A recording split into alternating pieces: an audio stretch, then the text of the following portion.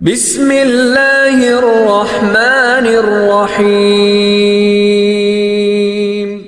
حضرت عمر رضی اللہ تعالی عنہ کا اپنی بیوی کو مشک تولنے سے انکار۔ حضرت عمر رضی اللہ تعالی عنہ کی خدمت میں ایک مرتبہ بحرین سے مشک آیا، ارشاد فرمایا کہ کوئی اس کو تول کر مسلمانوں میں تقسیم کر دیتا۔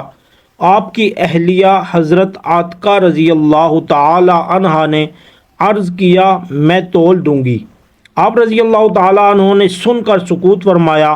تھوڑی دیر میں پھر یہی ارشاد فرمایا کہ کوئی اس کو تول دیتا تاکہ میں تقسیم کر دیتا۔ آپ کی اہلیہ نے پھر یہی عرض کیا، آپ نے سکوت فرمایا۔ تیسری دفعہ میں ارشاد فرمایا کہ مجھے یہ پسند نہیں کہ تو اس کو اپنے ہاتھ سے ترازو کے پلڑے میں رکھے اور پھر ان ہاتھوں کو اپنے بدن پر پھیریں اور اتنی مقدار کی زیادتی مجھے حاصل ہو۔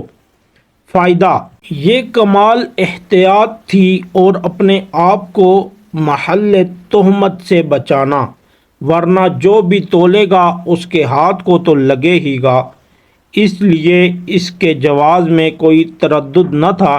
لیکن پھر بھی حضرت عمر رضی اللہ تعالی عنہ نے اپنی بیوی کے لیے اس کو گوارا نہ فرمایا۔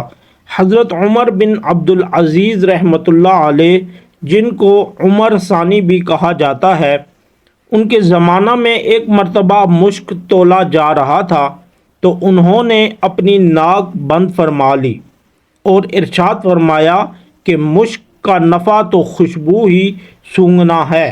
فائدہ: یہ ہے احتیاط ان صحابہ اور تابعین کی اور ہمارے بڑوں کی، پیشواؤں کی۔